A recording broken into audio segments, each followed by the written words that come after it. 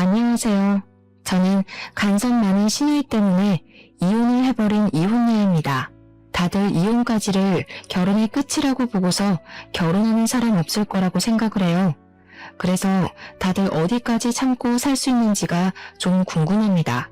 저도 남들이 참는 만큼 저도 버티고 살아야 하는 건지, 남들은 어떤 이유로 지옥 같은 결혼 생활을 견디면서 살고 있는지도 궁금해요. 저는 인사말에 말씀드렸다시피 간섭 때문에 이혼을 선택한 경우입니다. 제 주변에서 종종 간섭, 그까짓것 결혼을 하면 당연히 감수해야 할 부분이라고, 그런 것도 모르고 결혼을 했냐는 말을 하는 어른들이 있어요. 저는 솔직히 결혼이 뭔지 잘 모르고 결혼한 거 맞습니다. 그래서 제가 뭘 배우고 익혀서 결혼을 해야 했던 건지도 잘 몰랐어요. 간섭을 참으려고 결혼한 게 아니라 저는 행복한 미래를 꿈꾸기 위해서 결혼을 한 거거든요. 행복하려면 고통 정도는 감내할 수 있겠죠. 그런데 정작 고통 때문에 행복 느낄 여력이 전혀 없어져 버리면요? 이건 뭔가 잘못됐다고 봐도 되는 거 아닌가요? 간섭이란 건 친가족한테 들어도 스트레스가 되는데 처음부터 경계심을 갖고 마주해야 되는 시댁에서 간섭이 오잖아요? 그거 그야말로 천인공노할 일과도 같습니다. 저만 이런 거 아니라고 봐요. 제게는 가족 관계가 아주 화목한 집에서 자란 남편이 있는데요. 한 사람을 만나기 전에 그 집안의 분위기를 잘 파악하라는 말이 도는 것도 그만큼 집안 배경이 한 사람이 성장하는 과정에서 아주 치명적인 영향을 준다는 거잖아요. 그래서 저도 저와 결혼할 남자는 집안이 가정적이고 화목했으면 좋겠다고 생각을 했었어요.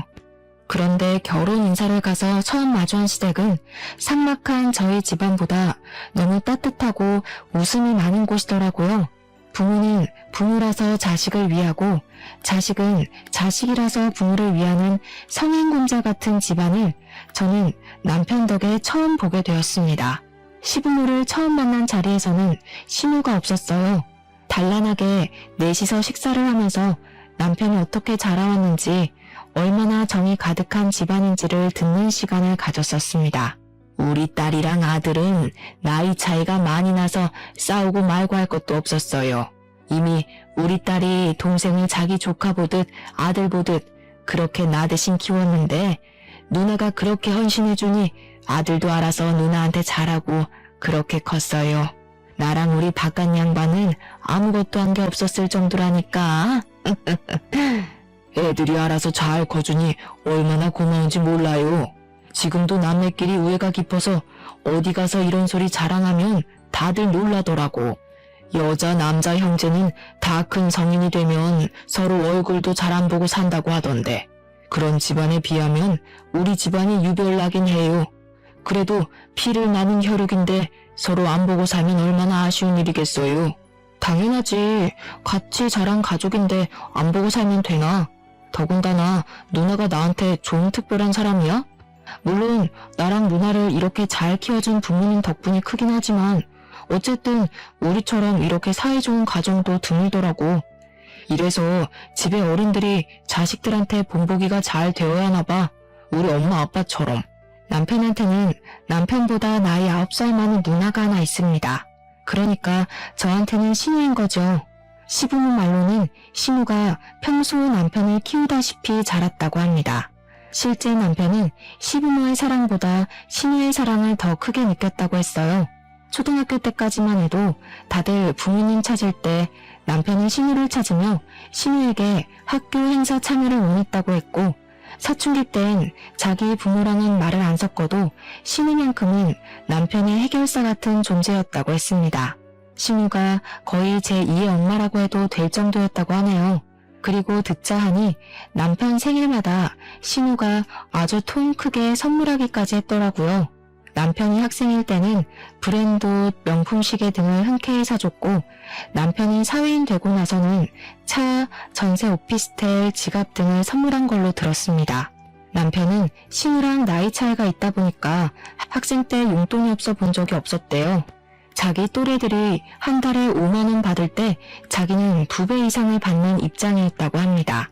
남편도 신우가 주는 마음을 알아서 늘 자기 누나한테 감사하며 살고 있다고 저랑 연애할 때 얘기한 적이 있었어요. 그렇게 시댁에서 가장 어화동동 소중하게 키워진 자식 제 남편이었습니다. 솔직히 너무 좋아 보였습니다. 부럽기도 했어요.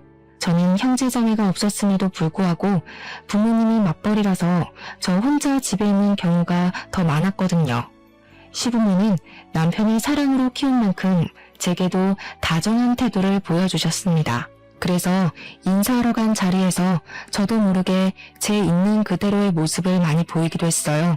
제가 남편 앞에서도 저의 내숭기 없는 모습을 저절로 드러내곤 했는데 이런 다복한 가정에서 자란 남편의 곁이 아무래도 제게 편안함을 주었다는 걸 깨닫기도 한 날이었습니다. 남편이 집안을 보고 나니 남편과의 결혼은 더 이상 고민할 게 없는 문제가 되었어요. 우리는 상견례까지 걱정 없이 진행이 되었고 아주 만족스러운 식을 올렸습니다. 그때까지만 해도 신우의 존재는 제게 그저 하나 있는 형님, 그 이상도 이하도 아니었어요. 하지만 신우와의 문제는 결혼을 하고 나서부터 터졌다는 거죠. 남편과 저는 서로에 대한 마음의 크기가 눈에 보이는 케이스였는데요. 초반에는 남편이 저를 좀 더 많이 좋아하는 게 티가 났었습니다. 저희가 결혼을 허락받을 때만 해도 시부모는 자기 아들이 좋다고 하는 사람에게 장가를 보낼 생각이었다고 저를 좋아해 주셨고, 신우는 얼굴을 잘 못 본 것도 있었지만 당시 크게 두드러지는 반응은 없었습니다. 이제 와서 다시 생각해보면 신우가 무반응이었던 이유는 자기 동생과 갈등을 만들고 싶지 않아서 자기 동생의 뜻을 거스르지 못했던 것 같네요. 어쨌든 남편은 제게 푹 빠진 후로 점차 시댁을 소홀히 하기 시작했었어요. 그건 결혼을 하고 신혼 때에 좀 심했습니다. 아무리 개성시대가 되었다고 하지만 그래도 시댁 사람들 생일은 챙겨야 하잖아요. 그런데 남편은 저랑 놀러갈 생각만 하면서 대책 없이 자꾸 비행기 티켓을 끊었어요. 시부모는 그저 남편이 원 없이 하는 대로 내버려두는 타입이었던지라 자기들 신경 쓰지 말고 우리 부부끼리 잘만 살아달라는 입장이셨어요. 그러나 신우는 달랐죠. 당시에는 신우와 시부모는 확연히 다른 존재라는 걸 눈치 못 챘던 게 제가 한 수 부족했던 면이 아니었나 후회가 됩니다. 어쨌든 한 번은 신우 생일이 다가온 시점이었는데 남편이 뜬금없이 일본 여행 가려고 표를 끊었다길래 당황했었거든요. 제가 신우 생일을 언급하니까 아예 신우 생일을 망각하기까지 했더라니까요. 그러면서 하는 소리는 제가 들어도 좀 서운한 말이었습니다. 뭘 누나까지 챙겨. 내가 알아서 돈 붙여주면 돼. 누나 원래 낯간지럽게 기념일 챙기는 거 안 좋아하거든. 내 돈 지금 자기한테 쓰는 걸로도 모자라. 배우자 생겼는데 다 큰 누나 챙길 여력이 어딨겠냐? 나 이미 누나한테 생일 선물 안 준 지 오래됐는데. 남편은 신혼 때뿐만 아니라 저를 알게 된 후부터 점차 신우의 관심의 대응을 소홀히 하고 있었더라고요. 이건 저도 그날 물어 처음 알게 된 사실이었습니다. 신우한테 아낌없이 돈을 쓰던 남편은 저를 만난 후로 그 해픈 마인드를 제게 베풀기 시작했어요. 남편의 돈과 시간은 전부 제 몫이 되었다는 거죠. 사실 이때만 해도 저는 그게 당연하다고 생각했습니다. 아무리 우애 좋은 남매였다고 해도 각자 가정이 생기면 우애도 적당해야 되는 거잖아요. 남편이 자기 누나에게 소홀해지고 제게 관심을 쏟는 건 결혼할 사이에 솔직히 당연한 거 아닙니까? 그래서 저는 이 문제로 훗날 이혼을 하게 될 줄은 상상도 못했습니다. 신우 때문에 제가 한 여자에게서 남편을 뺏은 상간녀 같다는 생각을 처음 해봤어요. 신우는 시댁에서 같이 지내고 있는 처지였는데요. 갈 때마다 마주치는 건 아니었어도 한 번씩은 봤었단 말이죠. 그런데 몇 안 되는 만남마다 제 기분이 이상하리만치 찝찝해졌어요. 올케는 혹시 술 좋아하는 편인가? 좀 활동적이야? 평소 기가 센 편은 아니지? 연애하면서 내 동생이랑 몇 번이나 싸워봤어? 되게 뭐 적대적으로 묻는 건 아니었고요. 그냥 순수한 말투로 좀 솔직하게 궁금해했던 걸로 기억이 나요. 신우의 직설적인 질문이 좀 얼떨떨하긴 했지만 대답 못할 것도 없어서 저 또한 솔직하게 말을 했죠. 술 원래 안 좋아하고 집에서 노는 걸 즐기고 기세다는 말은 살면서 한 번도 못 들어봤고 남편이랑은 다툰 적이 없다고요. 그랬더니 신우가 방긋 웃으면서 제게 착하다고 말했었습니다. 저도 나이가 30대였는데 누가 머리를 쓰다듬으니까 기분이 오묘하더라고요. 다 늙은 나이에 이게 칭찬받을 일인지도 모르겠고 오히려 뭔가 검사받은 느낌이 들어 좀 별로였어요. 하지만 그 정도까지만 제 신경을 조금씩 긁었지 더 과감하게 선을 넘는 짓은 안 하더군요. 시댁에서 마주칠 때마다 남편과의 관계를 묻길래 솔직히 선을 넘어도 진작 넘겠구나 예측했었거든요. 어쨌든 그 뒤로 신우는 제게 착하다는 말을 입에 달고 살았습니다.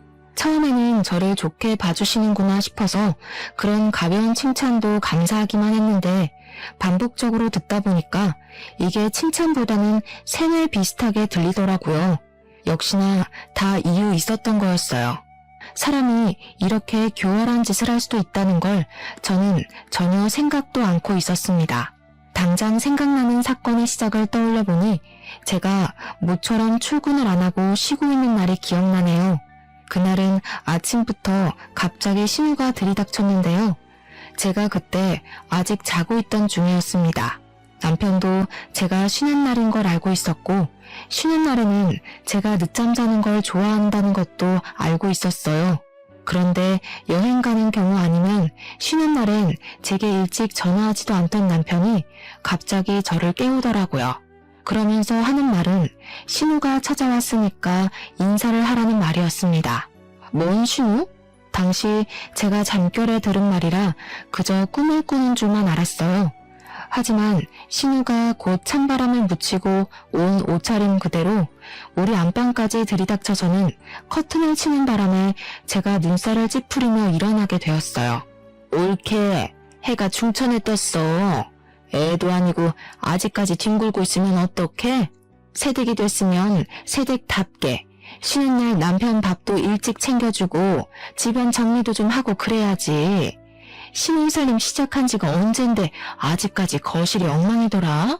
짐 정리 안 했어? 아직 시간 8시 정도밖에 안 되었을 시간이었습니다. 제 유일한 스트레스 해소법이 쉬는 날 늦잠을 자는 것인데 그걸 방해받으니까 순간적으로 열이 확 뻗치더라고요. 하지만 저는 감정대로 움직이는 사람이 아니기에 최대한 높아지려는 목소리를 가라앉혔습니다. 언제 오셨어요? 오신다는 연락은 못 받았는데 어제 연락 주셨으면 제가 집도 미리 좀 치우고 준비하고 있었을 텐데요. 우리 착한 올케. 거봐라 기성아. 네 와이프 착해서 괜찮을 거라고 했지?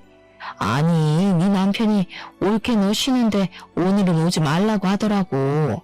근데 올케는 그런 거에 마음 꽁에 있는 사람 아니잖아. 내가 본 올케는 되게 착한 사람이던데 나 사람 보는 눈 좋거든. 올케 보니까 싫은 소리 잘 못하고 얘 엄청 바른 타입 맞지? 신우는 그날도 어김없이 저를 칭찬했는데 그 소리를 들으니까 알겠더군요. 저더러 착하다고 그리 입에 달고 살던 이유가 뭔지 이때 처음 느꼈습니다. 그러니까 신우는 우리 부부의 우위에 있으려고 하면서 자기 남동생을 향한 애정을 끊지 못해 간섭하려고 제게 착한 올케가 되어라 그리 세뇌시키는 거나 다름없었어요. 나쁘게 돌려 해석하면 자기 하는 짓에 입 닫고 토달지 말라는 뜻과도 같았죠. 물론 그것이 제 신경을 긁긴 했어도 분위기를 뒤집어 엎을 만큼 자극적인 건 아니라서 무시하고 넘겼습니다. 우선은 남편이 저질러놓은 판을 해결해야 했어요. 제게 상의도 안 하고 신우를 집에 들인 남편에게 무척 화가 났지만 그건 눈앞에 닥친 상황을 끝낸 다음에 논하기로 하고 미뤄야 했습니다. 우리 집에 온 시댁 식구부터 대접을 해드려야 할 것 같아서 겨우 씻고 나왔는데 신우가 먼저 나서서 뚝딱뚝딱 아침을 준비하고 있더라고요. 그러더니 제가 씻고 나온 걸 알고는 저한테 이거 어디 있냐 저거 어디 있냐 질문을 많이도 했습니다. 조금만 찾아보면 어렵지 않은 곳에 다 있는데도 신우는 눈앞에 가위마저 어딨냐고 제게 꼬치꼬치 말을 걸었어요. 아유, 안 되겠다. 내 집 아니라서 뭘 못하겠네. 집주인이 아침 준비 좀 해야겠어. 괜히 살림주인 대신 나섰다가 올케한테 미움받으면 안 되니까. 나는 저기 물러나 있을게. 참, 내가 꽃게 사왔거든? 기성이가 꽃게탕 좋아하잖아. 이참에 올케 요리 실력도 좀 볼까? 아, 농담이니까 긴장하지는 말고. 그러면서 신우는 남편 있는 거실로 조르륵 나가서는 남편 머리에 지어진 까치집을 귀여워하고 있었습니다. 사이 좋은 남매 참 많이 부러워했었는데 저건 부러운 걸 별개로 재수가 없더라고요. 게다가 제가 꽃게를 씻는 동안 신우 혼자서 뭘 뚝딱뚝딱 거리고 있길래 기초공사라도 만들어 놓은 줄 알았더니 정작 손질된 건 아무것도 없었어요. 황당해서 남편이랑 신우 있는 곳을 몇 번이나 돌아봤더니 남편이 앉아서 제 눈치를 좀 보더라고요. 남편은 저를 하도 많이 관찰한 사람이었던지라 제 눈썹이 올라가기만 해도 제가 무슨 기분을 느끼고 있는지 다 아는 사람입니다. 아니나 다를까 제가 지금 굉장히 불쾌한 상태라는 걸 남편이 눈치챈 것 같더라고요. 저한테 오려는 남편이 엉덩이를 떼는 걸 봤는데 신우가 갑자기 남편한테 용돈을 주는 바람에 다시 엉덩이를 붙여 앉게 되었습니다. 신우는 남편에게 30만 원 가량을 주면서 올케랑 옷 한 벌 해입으라고 선심을 보이고 있었어요. 솔직히 이제 와서 하는 말이지만 30만 원으로 성인 남녀 옷 한 벌씩 사입으라는 거 저만 웃긴가요? 굉장히 대단한 용돈을 주는 것처럼 당당하게 봉투를 건네길래 저는 우리끼리 브랜드 점퍼나 하나씩 사입으라고 돈 좀 꽤나 주는 줄 알았습니다. 30만 원이면 그냥 보세옷 사라는 거예요. 차라리 그 돈으로 맛있는 거 사 먹으라고 했다면 그 30만 원의 가치가 좀 더 높게 보였을지 모르겠네요. 어쨌든 신우는 올 때마다 남편한테 소액의 돈을 찔끔찔끔 챙겨주었는데요. 아마 그걸 빌미로 더 자기 마음대로 하려는 낌새가 좀 보였어요. 자기가 돈을 주는 물주이니까 알아서 굽신거리라든지 자기가 우리 부부에게 투자를 해주고 있으니 참견할 만한 자격이 있다는 식이던지 말입니다. 그리고 신우는 돈을 줄 때 항상 제가 듣는 곳에서 말은 올케랑 같이 써 했지만 정작 뒤이어 붙이는 말들을 들으면 결국 그 돈은 전부 자기 동생한테 바치는 뇌물 같은 거였어요. 너 지난번에 차 수리해야 된다고 하지 않았어? 차 유지비가 돈 많이 들잖아. 거기 보탰어. 아니면 이번에 남자 신발 좋은 거 많이 나왔더라. 이참에 하나 사던지. 이런 식으로 남편 혼자서만 돈을 쓰도록 그 목적을 만들어주면서 용돈을 건넸습니다. 저야 뭐 더럽고 치사해서 그 돈이 욕심났던 적은 딱히 없었는데 신우의 은근한 여우짓이 눈앞에 보이니까 이게 스트레스가 되더라고요. 그 뒤로도 신우는 계속 우리 집을 출석하듯 찾아왔습니다. 남편은 처음엔 제 눈치를 보다가도 나중에는 당연하다는 듯 신우를 받아들였어요. 어떤 날에는 제가 집에 없는데도 남편이랑 신우 둘이서 우리 신혼집을 떡하니 차지해 영화를 보고 있는 게 아니겠어요? 그건 좀 아닌 것 같아서 신우가 집으로 돌아가고 남편한테 신우 문제에 대해서 얘기를 꺼낸 적 있었는데요. 솔직히 형님, 지금 선 넘고 있는 거야. 여보 잘 좀 생각해. 여기 당신 가족집 아니고 나랑 둘이 사는 신혼집이야. 내가 없는데 둘이 들어앉아서 시시덕거리고 있는 게 말이 돼? 야, 말이 좀 서운하다. 이 집 우리 누나가 해준 거 잊었어? 그리고 누나가 우리 같이 좋은 거 먹으러 가라고 또 용돈 주고 갔어. 요즘처럼 개인주의 세상에 이만큼이나 옳게 챙기는 신우이가 어딨냐? 배가 불러도 단단히 불렀구먼. 너 진짜 복 받은 줄 알아야 돼. 내 친구 어떻게 사는지 보여줘? 남편이 지금 돌아가는 상황에 대해서 몰라도 너무 모르고 있는 게 눈에 보이더군요. 신우가 제게 미치는 정신적 요인은 전혀 눈치채질 못했고 그저 돈을 주는데 뭐가 문제냐는 식으로 눈만 씀뻑거릴 뿐이었습니다. 저더러 삐뚤게 생각하지 말라고 설득까지 하더라니까요. 물론 저희 신혼집 신우가 해준 거 맞습니다. 그런데 신혼집도 신혼집 나름 아닌가요? 다 썩어가는 빌라 하나를 매매도 아니고 전세로 덜컥 해준 거예요. 고작 이 정도로 콧대를 엄청 세우는데 제가 이걸 고마워해야 되는 건지도 솔직히 모르겠더라고요. 이렇게 선물 받았다 말하기 민망한 빌라일 줄 알았으면 신우가 집 해준다고 집은 신경 쓰지 말라던 남편을 멱살 잡고서라도 말렸을 겁니다. 그리고 남편이 말하는 용돈 말인데요. 물론 신우가 30만 원씩 남편에게 용돈을 주는 것 자체만으로는 문제될 게 없죠. 그런데 그걸 빌미로 판 벌리고 간섭하는 영역이 너무 크다는 게 스트레스인 겁니다. 남편에게 말해도 통하질 않으니 제 속만 타들어갔고 한편으로는 제가 정말 너무 꼬아서 생각하는 건가 싶기도 했어요. 하지만 신우가 드디어 선을 넘는 행동을 보이게 되었는데요. 우리 집을 들이닥치며 사생활을 관여하기 시작하더니 이제는 우리 부부 사이에 은밀한 영역까지도 관심을 가지더라고요. 너희들 궁합은 잘 맞니? 그런 거 안 맞으면 한쪽이 바람나. 아직은 피임해야 되는 거 알지? 내 동생 기반 좀 서면 애 낳는 게 좋을 것 같아. 너 일주일에 몇 번 하니? 건강한 관계는 주에 한 번 하는 게 좋다던데. 내 동생 피곤할 테니까 달에 한 번으로 줄이자. 그렇잖아도 신우 행실에 작게 스트레스가 쌓여가고 있었는데 이런 사사로운 영역까지 신우의 간섭이 닿으니까 더 쉽게 예민해지더라고요. 그날 퇴근하고 온 남편한테 속에 응어리를 시시콜콜 풀었더니 남편도 신우가 너무 깊은 부분까지 간섭하니까 당황하긴 했나봐요. 제 말에 표정이 굳어지는 거 있죠? 그러면서 자기가 입장 표명을 확실히 해야겠다고 신우랑 당분간 연락을 끊겠다고 하더군요. 그래서 남편이 신우에게 난생 처음 따끔하고 단호하게 경고를 한 것 같았어요. 대충 그간의 사사로운 간섭에 대해서 멈춰달라고 했겠죠. 우리 일이니 우리가 알아서 하겠다. 뭐 그런 식으로 했겠죠. 뭐라고 했는지는 안 물어봐서 자세히 알지는 못합니다. 그러나 문제는 이제부터 하나둘씩 폭발하게 되었는데요. 한날 근무 중인데 자꾸 전화가 오길래 봤더니 신우한테서 온 거더라고요. 받을 수는 있었지만 잔소리할 게 뻔했기에 일부러 안 받았거든요. 그러니 전화가 수도 없이 울리더라고요. 집요함이 아주 독했습니다. 그렇게 제가 퇴근할 때까지 수백 통이 제 전화에 부재중으로 떴고 마지막엔 문자 하나가 딱 날라와 있더군요. 어디 딴 데로 새지 말고 집에 바로 기어 들어오라는 문구였죠. 그날은 귀가하기 전부터 이미 숨이 턱턱 막히더라고요. 저희 집에서 기다리고 있다는 뜻 아니겠습니까? 각오하고 집에 갔더니 남편은 없고 신우 혼자 집 안에 들어차 있더라고요. 제가 가방을 내려놓으면서 인사를 하자마자 신우가 저한테 성큼 다가와서는 썩은 미소를 보였습니다. 착하다 해줬더니 순여시가 따로 없었네. 너 때문에 나랑 내 동생 사이 틀어졌거든? 대체 내 동생한테 뭐라고 짓거렸냐?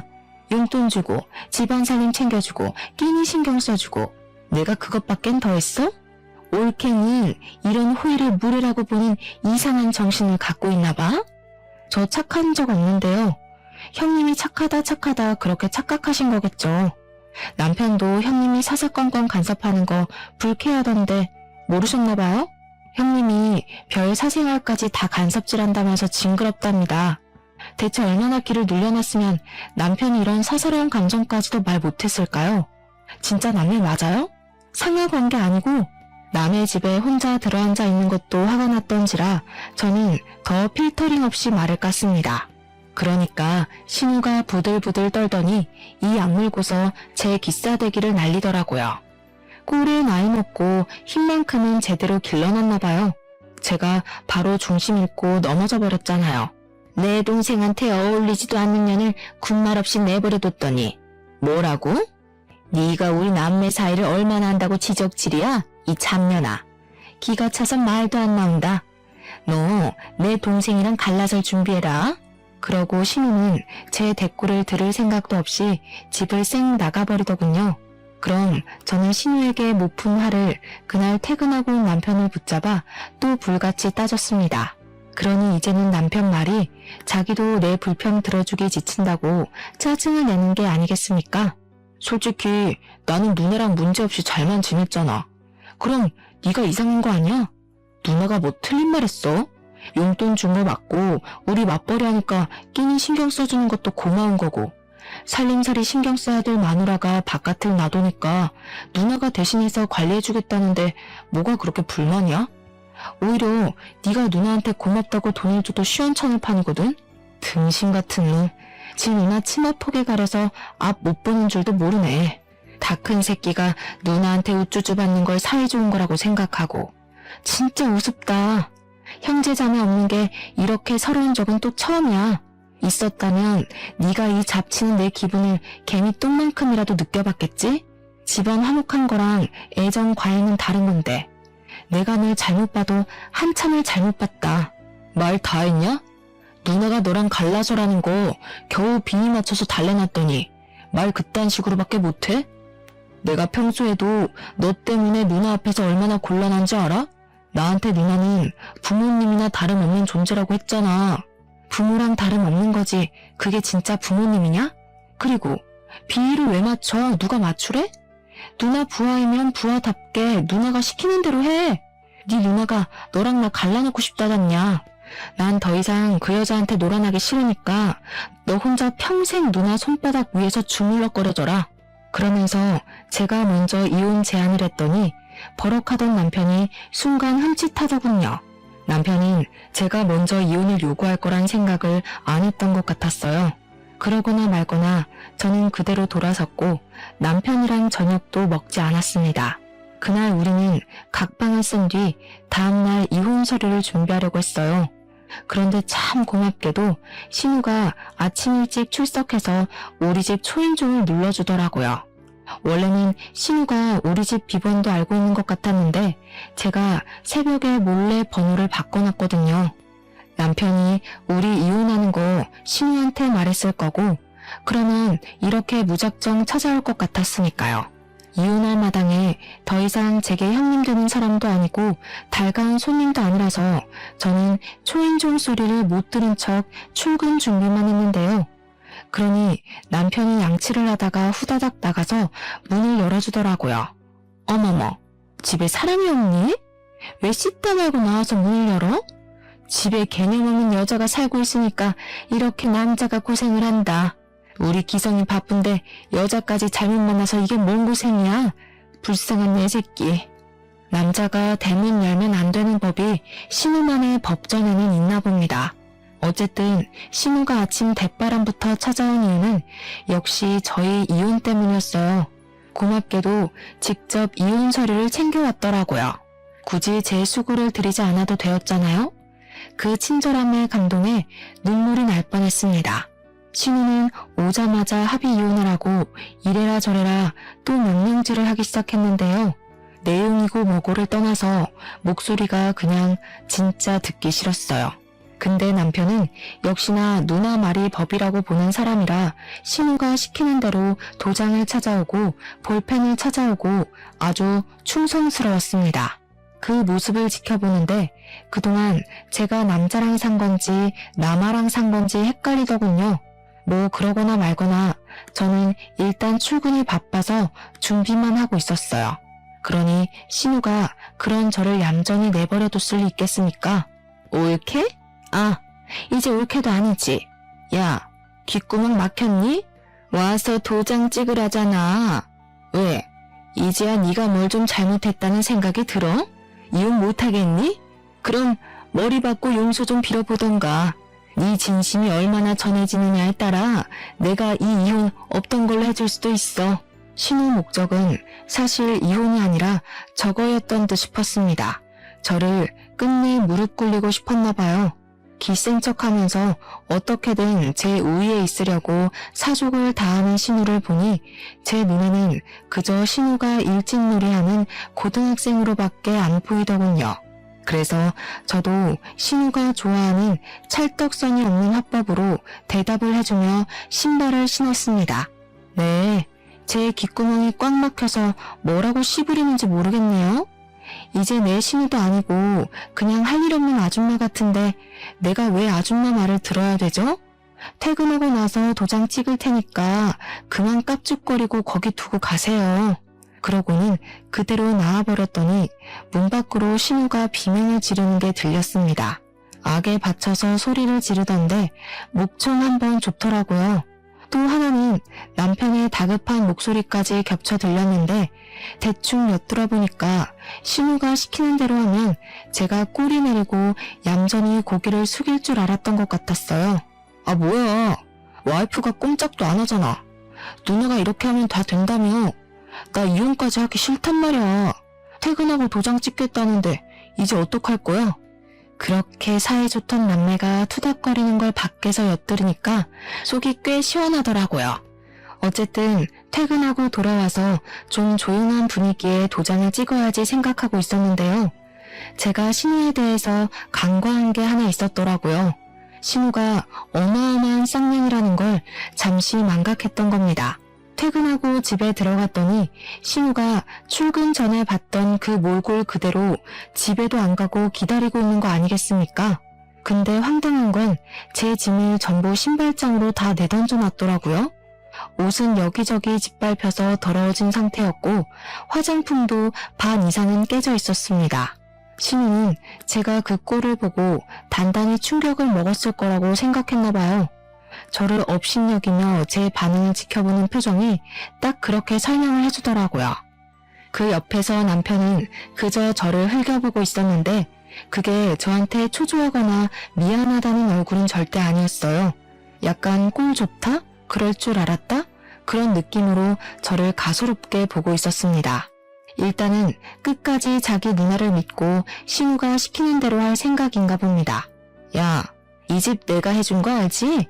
너한텐 딱히 아쉬울 거 없을 거야. 이번 기회에 사람이 주제를 모르면 어떻게 되는지 느꼈길 바래. 그 쓰레기 들고 당장 내 집에서 꺼져. 그래요.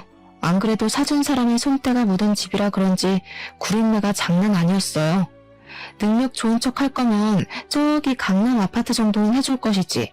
겨우 서울 변두리에 빌라 하나 해줘놓고 돈 많은 척은 너무하셨어요. 해주고도 욕먹는 게 딱 이 경우인데. 평소 사회생활 잘 못하셨나봐요. 이게 돌았나? 내 동생 혼자 사는 거면 당연히 강남 아파트 해줬어. 웬 거지 같은 년이 같이 기어 들어와 사는데 내가 처음부터 네 눈깔 높여주고 싶었겠니? 이제 보니 왜 결혼 못했는지 알겠다. 나이를 똥구멍으로 쳐먹었으니까 주변 남자들이 그쪽한테 미리 학을 뗀 거였네요. 아줌마 같은 사람을 노처녀가 히스테리 부린다고들 하죠. 오해 좋은 둘이서 노처녀 노총각으로 계속 끈끈하게 지내면 되겠어요. 남매가 계속 이렇게 지내면 고독사는 면할 거 아니에요? 좋은 거 맞나 모르겠네. 그때 신우가 분을 참지 못하게 제 뺨따구를 때렸습니다. 제가 이걸 딱 기다리고 있었어요. 손찌검이 한 대도 아니고 2대의 3대까지 이어졌을 때 저는 보기 좋게 쓰러지기까지 했습니다. 그리고 적당히 편집점을 잡고 난 뒤에 자리에서 일어났죠. 이럴 줄 알고 혹시나 해서 전날 새벽에 카메라 하나를 설치해놨는데 정말 다행이었어요. 괜히 카메라 값만 날리는 줄 알고 조마조마했거든요. 제가 알아보니까 결혼 파탄 사유에 시댁의 부당한 대우가 속해 있다면 그걸 유책 사유로 쳐서 소송권으로 이혼이 가능하다고 하더라고요. 하마터면 억울하게 합의 이혼해 줄 뻔했지 뭐예요? 오늘따라 왜 이렇게 질질 끄나 몰라. 지금 안 때렸으면 이혼 미룰 뻔했잖아요. 덕분에 카메라에 잘 담겼으니까 이젠 인간 대 인간으로 갑시다. 일방적으로 맞기만 하는 건 사실 제 타입 아니거든요. 저는 바로 신우 뺨을 날린 후 머리채를 잡고 잡아뜨렸습니다. 그리곤 그동안 간섭을 당할 때마다 휘두르고 싶었던 마음을 담아서 들고 있던 가방으로 마구마구 내리쳤어요. 그러자 놀란 남편이 와서 저를 확 밀어내더니 뭐 하는 짓이냐고 소리를 지르더군요.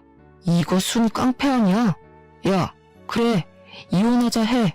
내가 여자랑 살길 바랬지 어디 깡패냥 끼고 한 이불이나 덮을 수 있겠어? 진짜 소름 끼친다. 사람이 어떻게 적당선을 모르고 그렇게 깝죽거리냐? 야, 너 처가에서 그딴 식으로 배웠냐?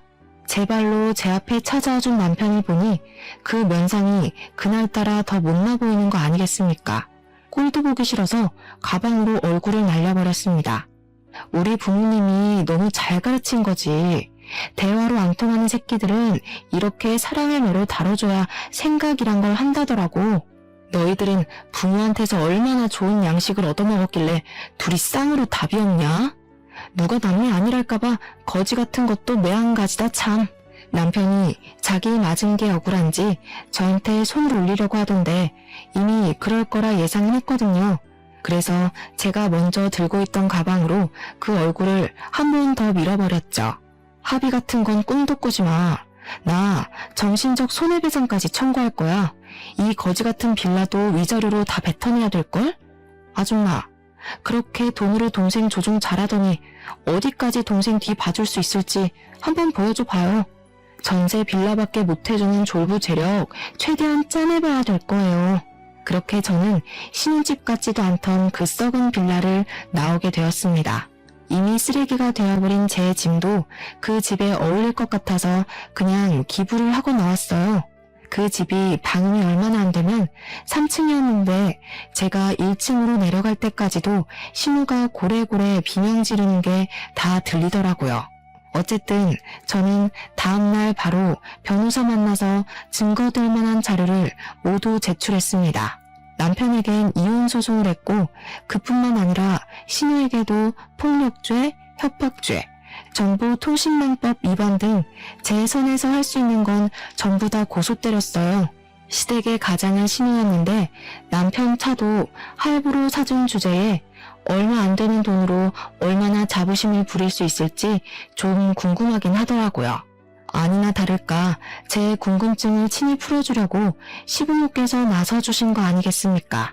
늘 남편 하고 싶은 대로 하고 살도록 손을 놓고 있었다는데 제가 보기엔 손을 놓았다기보단 전적으로 신우한테 남편 관리를 맡겨놓은 것 같았어요. 저희가 이혼을 한다고 했을 때도 신우만 난리를 부렸지 시부모 쪽에서는 별다른 반응이 없었거든요. 그런데 신우로 해결이 도둑 나버리니까 시부모가 뒤늦게야 나설 모양이더라고요. 제가 결혼 생활 내내 본 적 없던 시부모의 실체를 이혼하고 나서야 알게 된 게 얼마나 다행인지 몰라요. 괜히 그 나물에 그 밥이라는 말이 나오는 게 아닌가 봐요.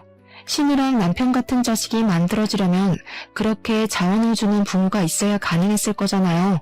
어쩜 한부모 자식 하는 짓이 그리도 똑같은 건지.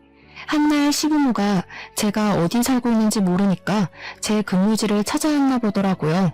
제가 퇴근해서 주차장을 갔을 때 아주 기가 막힌 장면을 봤어요. 다 끝난 줄 알았던 골칫거리가 눈앞에 또 재발하니 겨우 털어낸 스트레스마저 다시 들끓는 느낌이었습니다. 시부모가 용케도 제 차를 찾아내 장난질을 해놨더라고요. 제 하얀색인데 아주 색깔별로 라카치를 예쁘게도 해놨지 뭡니까.